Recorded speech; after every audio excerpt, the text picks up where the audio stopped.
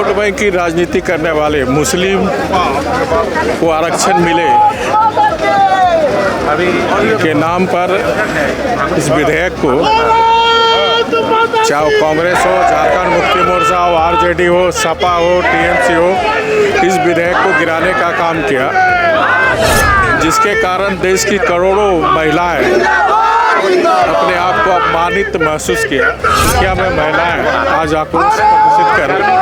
इन जो महिला शक्ति विरोधी राजनीतिक दल है, कांग्रेस, झारखंड मुक्ति मोर्चा, आरजेडी को सबक सिखाने का निर्णय और उन्हें सावधान करने के लिए विपक्ष ये कहती है कि परिसीमन ना होने का कारण बीजेपी है, केंद्र में आपकी सरकार है। इसीलिए तो विधेयक लाया गया था परिसीमन के लिए। बात को समझिए, ये लोग मुस्लिम को आरक्षण मिले, इसके नाम पर इस विधेयक को गिराने का काम। इस वजह से इन्होंने वोटिंग नहीं की। उसके बाद बीजेपी ये दावा कर रही है लगातार कि विपक्ष ने तालियां बजाई। पूरे सदन में देश की जनता ने देखा किस तरह मुस्लिम आरक्षण के नाम पर इस विधेयक को पास न कर देश के करोड़ों नारियों के साथ विश्वासघात करने का काम किया, अपमान करने का काम किया। इसीलिए महिलाएं आज आक्रोश में। तो अब देखिए, पूर्व मुख्यमंत्री रघुवर दास भी रैली में पहुंच चुके हैं।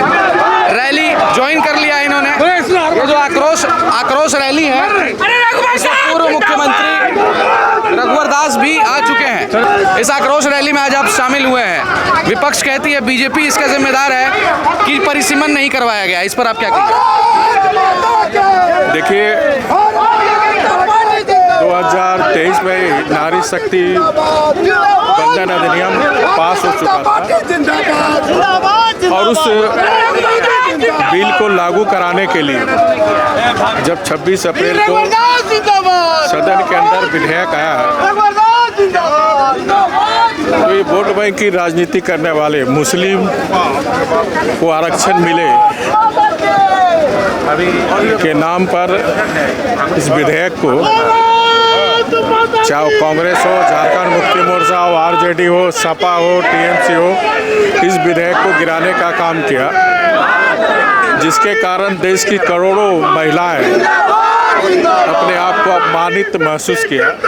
और उसी के खिलाफ में आज पूरे देश भर में अलग अलग राज्यों में महिलाओं का आज आक्रोश रैली और आज राजधानी रांची के राजधानी में आप देख रहे हैं हजारों की संख्या में महिलाएं आज आक्रोश प्रदर्शित कर रही। इन जो महिला शक्ति विरोधी राजनीतिक दल है, कांग्रेस, झारखंड मुक्ति मोर्चा, आरजेडी को सबक सिखाने का निर्णय और उन्हें सावधान करने के लिए आज महिलाएं के साथ साथ पुरुष भी उनके अधिकार के साथ के लिए ये आक्रोश रैली कहां तक जाएगी, कब तक चलेगा? क्योंकि विपक्ष ये कहती है कि परिसीमन ना होने का कारण बीजेपी है, केंद्र में आपकी सरकार है। इसीलिए तो विधेयक लाया गया था परिसीमन के लिए। बात को समझिए, ये लोग मुस्लिम को आरक्षण मिले, इसके नाम पर इस विधेयक को गिराने का काम। मुस्लिम महिलाओं को आरक्षण मिले, इस वजह से इन्होंने वोटिंग नहीं की। उसके बाद बीजेपी ये दावा कर रही है लगातार कि विपक्ष ने तालियां बजाई। कितनी सच्चाई है इसमें?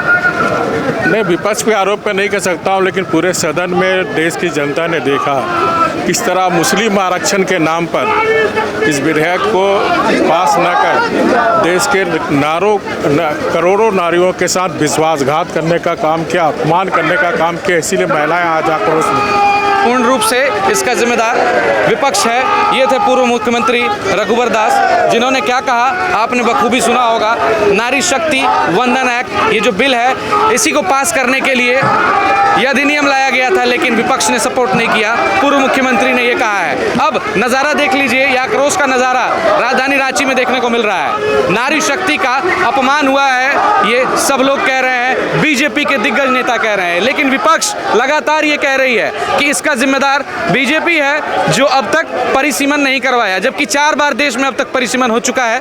5वें परिसीमन की बारी है, जिसके बाद ये बिल लागू होना है। आपको बता दें 2023 में ये बिल पास हो चुका था, विपक्ष की भी सहमति थी, राज्यसभा और लोकसभा में ये बिल पास था। अब इसको लागू करने की जब बारी आई तो बीजेपी का कहना है कि विपक्ष पीछे हट रही है, मुस्लिम वोट बैंक की राजनीति हो रही है, और विपक्ष का कहना है कि परिसीमन नहीं करवाया गया। केंद्र सरकार बहुत डिले कर चुकी है इसमें, में और केंद्र सरकार की गलती है। केंद्र पर निशाना लगातार विपक्ष साध रही है और पक्ष विपक्ष में आरोप प्रत्यारोप का दौर चल रहा है। तो आपने देखा होगा यह आक्रोश रैली किस तरीके से मोराबादी मैदान से फिरायलाल चौक तक जा रही है। पूर्व मुख्यमंत्री रघुवर दास, नेता प्रतिपक्ष बाबूलाल मरांडी और तमाम बीजेपी के दिग्गज नेता यहाँ पर मौजूद हैं इस रैली में और पैदल फिरायलाल चौक की तरफ बढ़ रहे हैं। बने रहिए आइडियल एक्सप्रेस न्यूज़ के साथ, ऐसे ही छोटी बड़ी खबरें आप तक लाते रहेंगे। देखते रहिए आइडियल एक्सप्रेस न्यूज़। धन्यवाद।